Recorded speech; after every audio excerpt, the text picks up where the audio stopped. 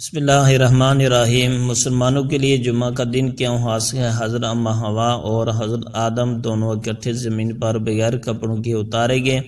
جب حضرت آدم کو گرمی کا احساس ہوا تو رونے لگ گئے اور حضرت حوا سے کہا کہ مجھے گرمی سے تکلیف محسوس ہو رہی ہے، تو فوراً حضرت جبرائیل علیہ السلام آئے اور فرمایا کہ آپ نے جنت میں اپنی بیوی سے بسم اللہ الرحمن الرحیم۔ اللہ رب العزت کا انسانوں پر بے شمار احسانات ہیں، ساتھ ہی ساتھ بے شمار نعمتیں بھی ہیں جن کا شکریہ ادا کرنا ہم جیسے بندوں پر لازم ہے، لہٰذا یہ عبادات اس کی نعمتوں کا شکر ادا کرنے کا سبب اور ذریعہ بھی ہیں۔ اور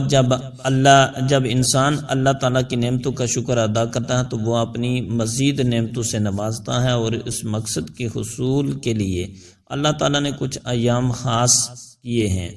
جن میں اس کی خاص رحمتوں کا نزول ہوتا ہے اور گناہ گاروں کے گناہ بخش دیتا ہے۔ ان دنوں میں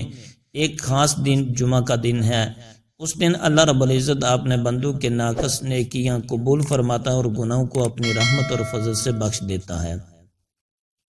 حضرت ابو ہریرہ سے روایت ہے کہ حضور نبی کریم صلی اللہ علیہ وسلم نے ارشاد فرمایا، ان سارے دنوں میں جن میں کہ آفتاب نکلتا ہے، یعنی ہفتے کے 7 دنوں میں سب سے بہتر اور برتر جمعہ کا دن ہے۔ جمعہ ہی کے دن اللہ تعالیٰ نے سیدنا آدم علیہ السلام کو پیدا کیا، اور جمعہ ہی کے دن وہ جنت میں داخل کیے گئے، اور جمعہ ہی کے دن وہ جنت سے اس دنیا میں بھیجے گئے، اور قیامت بھی جمعہ ہی کے دن قائم ہوگی۔ جمعہ کا دن بہت ہی قیمتی اور بابرکت ہے، ہفتے کے دنوں کا سردار اور افضل دن ہے۔ اس کی عظمت اور شان کے لیے یہی کافی ہے کہ اللہ پاک نے اس عظیم دن کی قسم کھائی ہے۔ قرآن مجید میں اللہ تبارک و تعالیٰ نے ارشاد فرماتے ہیں، ترجمہ اے میرے حبیب صلی اللہ علیہ وسلم فرما دیجیے کہ اے لوگو، اگر تم اللہ تعالیٰ سے محبت رکھتے ہو تو میری اطاعت کرو، اللہ تعالیٰ تم سے محبت فرمائیں گے اور تمہارے گناہ معاف فرما دیں گے، اور اللہ تعالیٰ بخشنے والے بہت مہربان ہیں۔ اور اس طرح سورۃ الاحزاب میں ارشاد فرمایا کہ یقیناً تمہارے لیے رسول صلی اللہ علیہ وسلم کی ذات مبارکہ میں بہترین نمونہ ہے۔ ترمذی شریف میں حضرت انس رضی اللہ تعالیٰ عنہ سے روایت ہے کہ حضور نبی کریم صلی اللہ علیہ وسلم نے ارشاد فرمایا،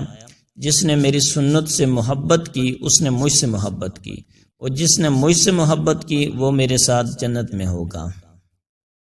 حضرت ابو ہریرہ رضی اللہ تعالیٰ عنہ سے روایت ہے کہ حضور نبی کریم صلی اللہ علیہ وآلہ وسلم نے ارشاد فرمایا، جس شخص نے میری امت کے فساد کے وقت میری سنت کو تھام لیا تو اس کے لیے 100 شہیدوں کا اجر ہے۔ حضرت طارق بن شہاب رضی اللہ تعالیٰ عنہ سے روایت ہے،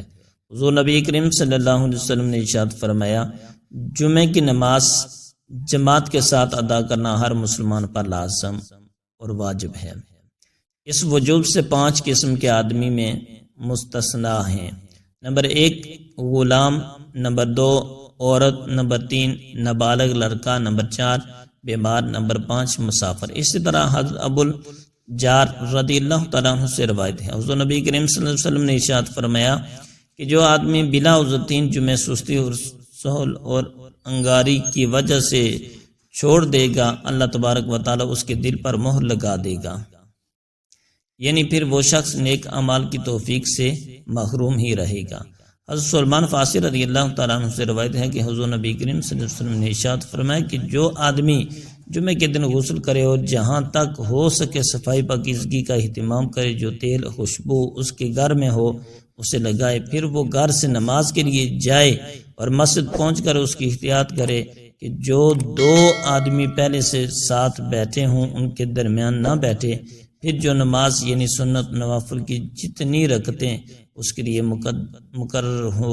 وہ پڑھے، پھر جب امام خطبہ دے تو توجہ اور خاموشی کے ساتھ اس کو سنے، تو اللہ تعالیٰ کی طرف سے اس جمعے سے گزشتہ جمعے کے درمیان کے اس کے تمام گناہ بخش دیے جائیں گے۔ حضور نبی کریم صلی اللہ علیہ وسلم نے ارشاد فرمایا، جو شخص جمعے کے دن 7 اعمال کر لے اس کو مسجد جاتے ہوئے ہر قدم پر 1 سال کی نفلی نمازوں کا ثواب اور 1 سال کے نفلی روزوں کا اجر و ثواب ملے گا۔ وہ 7 اعمال یہ ہیں، نمبر 1 غسل کرنا، نمبر 2 اچھے کپڑے پہننا، نمبر 3 مسجد جلدی جانے کی فکر کرنا، نمبر 4 مسجد پیدل جانا، نمبر 5 امام کے قریب بیٹھنے کی کوشش کرنا، نمبر 6 خطبہ غور سے سننا، نمبر 7، کوئی بیہودہ کام نہ کرنا۔ حضور نبی کریم صلی اللہ علیہ وسلم نے ارشاد فرمایا، جس نے مجھ میں پر صبح و شام 10 مرتبہ درود شریف بھیجا اسے روز قیامت میری شفاعت نصیب ہوگی۔ نبی کریم صلی اللہ علیہ وسلم نے ارشاد فرمایا کہ جو شخص جمعے کے روز سورہ کہف پڑھے وہ اگلے 8 دن تک ہر فتنے سے محفوظ رہے گا، ہاں تاکہ اگر دجال نکل آئے